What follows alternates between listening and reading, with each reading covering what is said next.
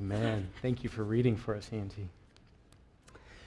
Now, some of you may be familiar with the story of Naaman. Others of you may be hearing about Naaman for the very first time. But either way, what's beautiful, so beautiful about this kind of obscure story in 2 Kings that we might not see all that much or learn about all that much is at its core, it is all about one thing and one thing only. All the details, all the story, all the drama, all the building to Naaman's healing, all point to one thing, and that is grace. Grace.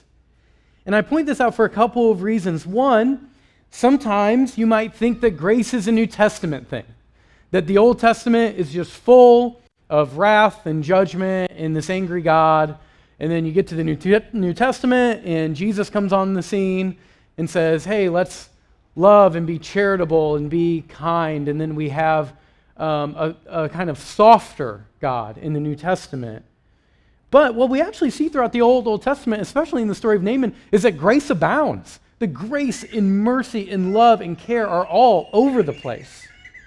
I also point this out to say the original readers of 2 Kings needed to know that grace could be real for them. Needed to know that grace could be real for them. So the original readers of the first complete version of 2 Kings would have been the Jewish community that was in the Babylonian exile. So they're living in a foreign land. The idea of being back in Israel and having a monarchy is a long distant memory. They are working jobs in which all the office work parties serve pork, and they are in this land in which they feel like absolute foreigners. And they are opening up in their own homes 2 Kings to read about the history of their people and about their identity as those who worship Yahweh.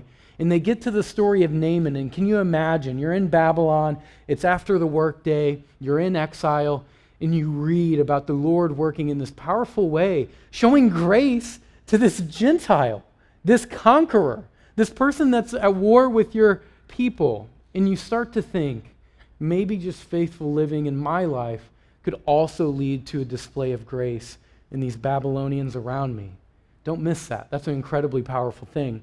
3, I would go so far as to say that to understand the story of Naaman is to understand the gospel. It's to understand the good news of God reconciling relationship between him and his creatures, his image bearers, humanity. And I think Naaman is one of the clearest windows into the good news and the foreshadowing of what Jesus will do on the cross that maybe we get in the entire Old Testament. Now, to see this well, we're going to need to see 3 things. 1, we aren't as self-sufficient as we like to think we are. 2, the world has no answers for what we lack. The world has 0 solutions for what our souls long for. And 3, God's grace alone provides what we need. This free gift of grace is what provides what we need. So let's look at the first one here. We aren't as self-sufficient as we like to think we are. Let's look at verse 1. Naaman, commander of the army of the king of Syria, was a great man with his master and in high favor, because by him the Lord had given victory to Syria. He was a mighty man of valor, but he was a leper. Now, Naaman nearly has it all. He's a commander of the army. He has the favor of the king, the most powerful person in the land. The people love him. He's not just a man of success, but he's also a man of character. He has valor. So he hasn't just positionally risen in life, his character has also risen in life. He's courageous, and he's probably a figure or a person that all the little boys in Syria dream about growing up to be like Naaman. This would be the case absolutely, but there's always a but. He's a leper. He's got this terrible disease that we should also say is terribly public. He can't hide it. It's on display for everyone to see. And despite probably having access to all the best healers in Syria, all the best medicines in Syria, all the best concoctions that they could try to heal leprosy with in Syria at his position, nothing has worked. Now, why focus in on this? Well, here's the thing. Odds are we probably won't have leprosy. Odds are very low. You probably don't have leprosy. But we all have something that we realize at some point in life we cannot fix ourselves, something that is beyond us, something that we need a greater solution for. We all have our moment in our lives where we're faced with something so brutal that we realize that we need something larger than ourselves and our greatness and our ingenuity and our resources and our time and our energy to fix. A moment in which no matter how educated we are, how much money we have, how strong we are, how enlightened we are, how much we have insulated ourselves with a friendly social circle, there is always a but. Naaman had it all, friends. But he was a leper. And for many of us who have decided to follow Jesus, we've had a moment of this realization where we realized we are not as self-sufficient or as self-great or as self-realized as we maybe thought we were. Maybe it was a death in the family, one that hit really close to home. Maybe it was an illness or an ailment that happened to you and your body failed you. Maybe it was a divorce. Maybe you lost what you thought would be your career and your identity for the next 30 years. Maybe addiction seeped in to your life or your family's life or someone who you loved life. Maybe you lost your social circle. You lost your close friends or your confidants. Or you just realize that all the stuff, all the material things that you had in life that you thought that would fulfill you and give you meaning and purpose and things to do, failed you in the end. See, for Naaman, here's one, I hate to call it a benefit, but here's almost one benefit of the leprosy, is that you can't hide it. Naaman couldn't hide it. But for us, most of our need, most of these things in which we find out that we are not sufficient and that we need something to heal this massive wound or gap in our heart, most of these things we can become pretty good at hiding. It's not on display for all to see. And the thing he wanted healed most for Naaman is the leprosy, but for all of us, when we stop trying to hide our need, we realize that there's this God-shaped hole in all of us, in our souls, in our hearts, in our beings, in our minds, in which we are constantly trying to fill with the things of this world.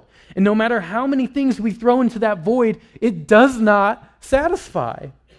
The great 17th century Christian thinker Blaise Pascal, he puts it like this: what else does this craving and this helplessness proclaim? But there was once in a man a true happiness, of which all that now remains is the empty print and trace. This he tries in vain to fill with everything around him, since this infinite abyss can be filled only with an infinite and immutable object. In other words, by God himself. And so Blaise is telling us hundreds of years ago, we all have this void and we're trying to fill it, and we look in all the wrong places, but only God himself can satisfy this void that we long for. And so like Naaman, we aren't as self-sufficient as we think we are, which I get as Westerners, as Americans, as people that are often highly skilled and highly educated and part of the wealthiest 1% of the world. This is a hard pill to swallow, that we have this void that we cannot fill on our own despite our best efforts.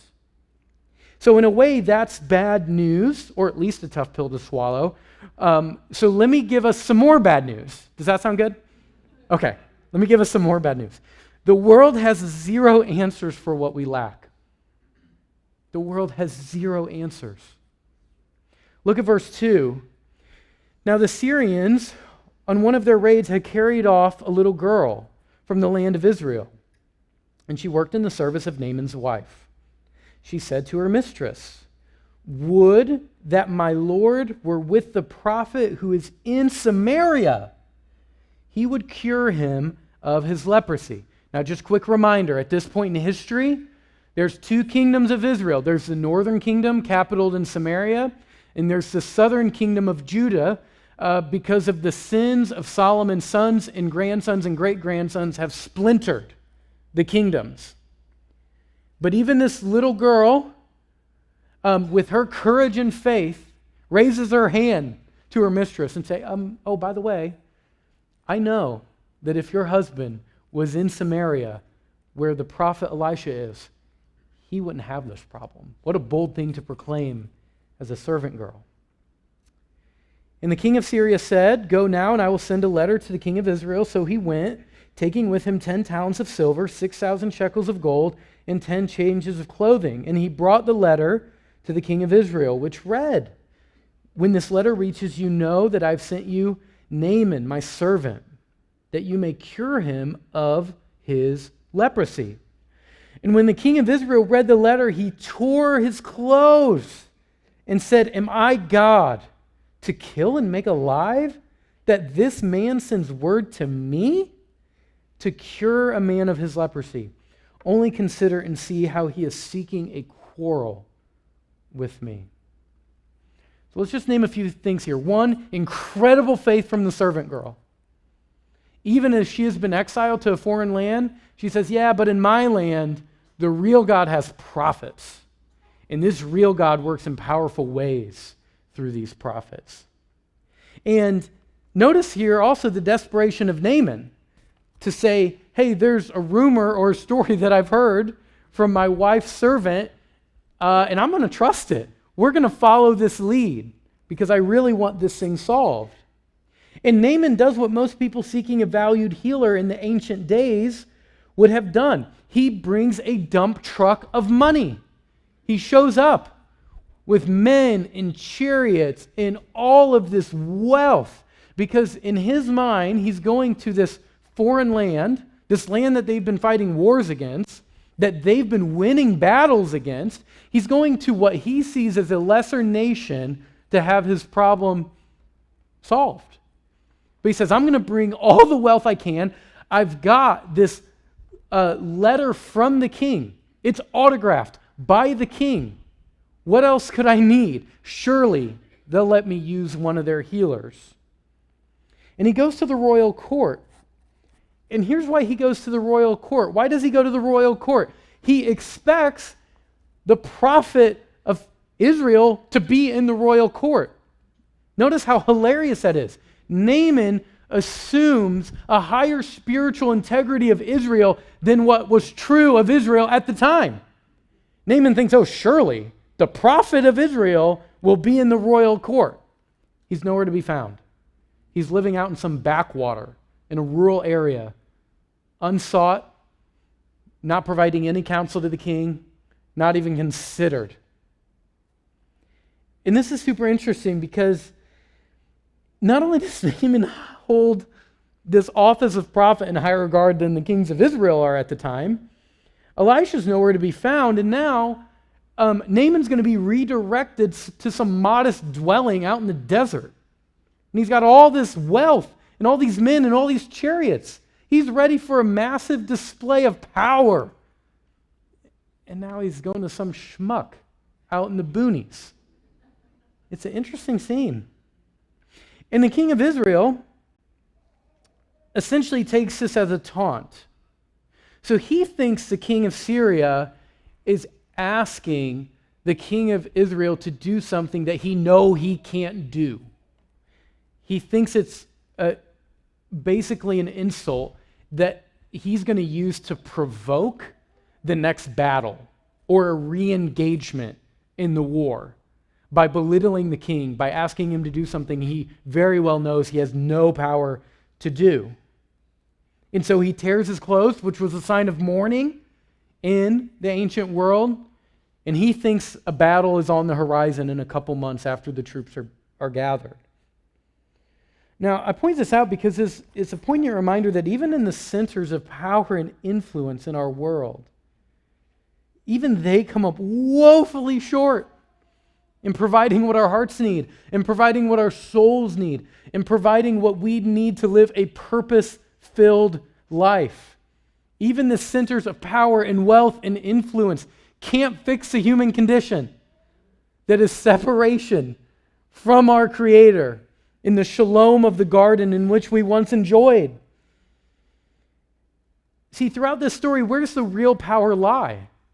See, this is why the gospel is so subversive. This is why the good news is so subversive. This is why the kingdom of God is an upside-down kingdom. Throughout the story, the real power lies in the wisdom and courage of the servant girl, a prophet in the backcountry that has been disowned by his own people, and a pretty basic command to go bathe in the river, and the God who powers all of these things happening for Naaman. See, even if we had the access that Naaman had, even if we had the wealth and the clout and the power and the social standing, even if we had everything that Naaman had, we could search and search and search and find and look under every single rock that this earth has to offer, and we would not find the thing that fills the void, the thing that fills the gap. See, Augustine, an early church father, he puts it like this: "You have made us for yourself, O Lord, and our hearts are restless until they rest in you." A more modern voice, C.S. Lewis, puts it like this: "If I find in myself a desire which no experience in this world can satisfy, the most probable explanation is that I was made for another world." So Augustine and C.S. Lewis, they're getting at the same exact thing, that there's this itch that can be only scratched by the land or the country that we've not been to. Lewis goes on to say it's the land that we have a homesickness for that we've never been to. But ingrained with us is the longing and the desire for the garden in which we walk in the cool of the day in unfractured shalom in relationship with our Creator. Now, how do we do this in our modern day setting, not a Naaman setting? Well, let me just give us two quick examples.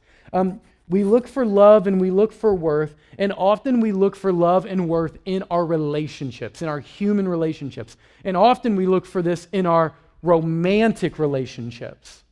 And so we search and we try to find this person that is, right, going to complete us, right? And this is an ancient thought. The Greeks thought that there was 50% of you somewhere out there in the world, and when you met that person, they would complete you. This goes back to like Plato and Aristotle. And we long for that person to give us love and worth, to tell us that we can be loved and that we are worthy because we don't feel it ourselves. But here's the thing. What if you strike out a bunch? What if after dating for a while, several different people, they don't work out and you break up, and maybe they break up with you or you break up with them? And then in that moment, what does all your friends in your tribe around you say? Oh, they weren't good enough for you anyway. Right? That's the classic response, because you got to hype your girl or your boy up in that moment. They're feeling low. So you say, oh, they weren't good enough for you anyway. But after 5, 10, 15, 20 times, you start to think what? You actually start to think it's not the other person. You start to think there's something wrong with me. And why am I not worthy of love and worth? And here's the brutal truth of the gospel. It's not about you or even the people that you're trying to find love and worth in their brokenness. It's that you're looking in the wrong place entirely. Your ultimate value of being loved and being worthy is ingrained in you as an image bearer, as a son or daughter who is dearly loved by the God of the universe. And that God of the universe is the only one who can fill that void. Doesn't matter how great that other person is or how great you are. Here's another example. With our jobs and our vocations, we look for meaning and purpose and the thing that will make our impact, our imprint on the world and take up our time, right?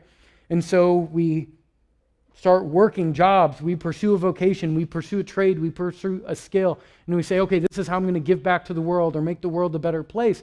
But maybe you find yourself in a place where you say, well, this job's just a placeholder down the road. This is just for a paycheck. I'll find the thing that really fulfills me. Down the road, I'll find the thing that really gives me meaning and purpose, and then I'll be happy.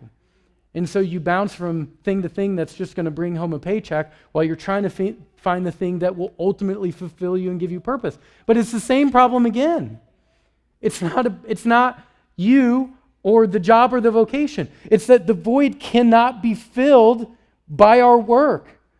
The void can only be filled by a life that walks in purpose of the kingdom's work, in relationship with the God that fills the void. That's the only place it can be found. Okay, so right now, at this point, we're probably despairing, right? You're like, okay, Chris, we are, 25 minutes into this, and we've only got bad news. Is there going to be any good news? There is good news. God's grace alone provides what we need. It provided for Naaman, it provides for us. Look at verse 8. But when Elisha, the man of God, heard that the king of Israel had torn his clothes, he sent to the king, saying, why have you torn your clothes? Let him come now to me, that he may know that there is a prophet in Israel.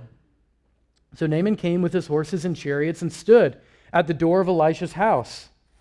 And Elisha sent a messenger to him, saying, go and wash in the Jordan 7 times, and your flesh shall be restored, and you shall be clean. But Naaman was angry and went away, saying, behold, I thought that he would surely come out to me and stand and call upon the name of the Lord his God and wave his hand over the place and cure the leper.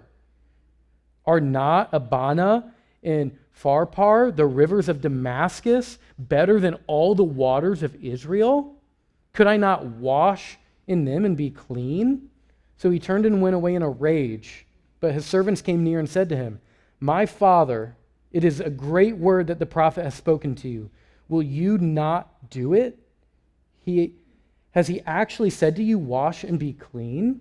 So he went down and dipped himself 7 times in the Jordan, according to the word of the man of God. And his flesh was restored like the flesh of a little child, and he was clean. So Naaman in his anger has 2 issues here. And they're issues that are very common to us. They're hurdles to understanding the gospel, the good news of Jesus. They're roadblocks, they're potholes that prevent us from seeing the good news clearly. And both these are pretty common even in our context. This first issue for Naaman is that he's religious. He's religious. And here's what I mean by that, by saying he's religious. The problem is, he thinks that he can earn the favor of God through his actions or through his purchasing of blessing. Religion in a nutshell, is saying, I can work and earn my way into God's favor through my obedience and through my greatness. That's essentially what religion is. And so part of Naaman's problem is he's religious. He brings all his wealth, he brings all his chariots, and he thinks that he's going to make a trade, an exchange. I give this prophet a bunch of wealth, and he gives me healing. And that way I've earned it. But this is not how it's working. Elisha, in fact, refuses to receive a single coin of the wealth from Naaman.